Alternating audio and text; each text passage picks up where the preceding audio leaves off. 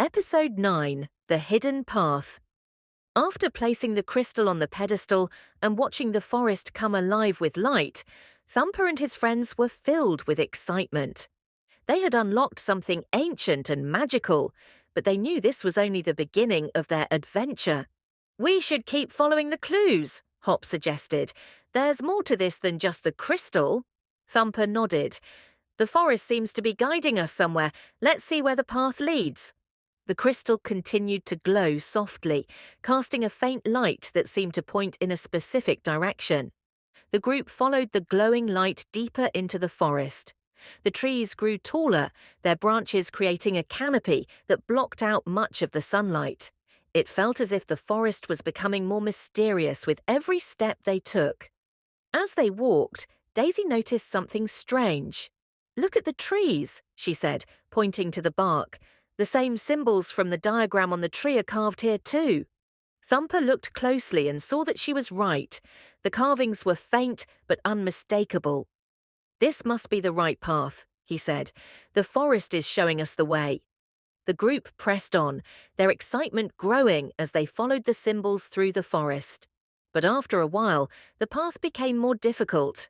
The ground was uneven, and the trees seemed to close in around them, making it harder to see where they were going. Patches, ever the optimist, tried to keep the mood light. "We're getting close, I can feel it. There's got to be something amazing at the end of this trail." But Hop was more cautious.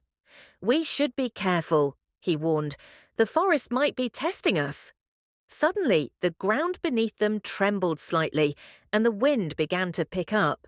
The trees around them swayed gently, and the leaves rustled as if whispering secrets.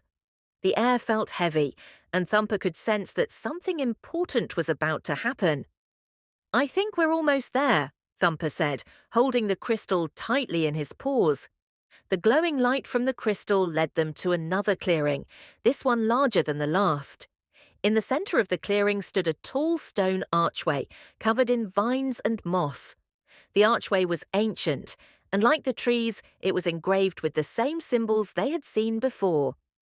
"This is it," Daisy whispered, her eyes wide with awe. "This is what the crystal was leading us to." Thumper stepped forward cautiously, the crystal still glowing in his hands. As he approached the archway, the crystal's light grew brighter, illuminating the entire clearing. Hop studied the archway closely. "It looks like it's a portal or some kind of gateway," he said. "But where does it lead?" Patches, unable to contain his excitement, bounced on his feet. "Let's go through it and find out." Thumper hesitated. "We don't know what's on the other side," he said, feeling a mix of curiosity and caution. "But we've come this far. We have to see what's waiting for us."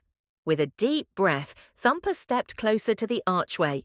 The light from the crystal pulsed, and as soon as he passed through the arch, the air around him seemed to change. It felt cooler, and the forest beyond the archway looked different, older, more magical, and filled with a strange energy. One by one, the others followed Thumper through the arch. As soon as they were all on the other side, the archway behind them shimmered and disappeared, leaving them standing in an unfamiliar part of the forest. "We're not in the same forest anymore, are we?" Daisy asked, looking around nervously. Hop shook his head. "No, this is different. It feels like we've stepped into another world." Thumper looked down at the crystal in his paws, which was now glowing brighter than ever.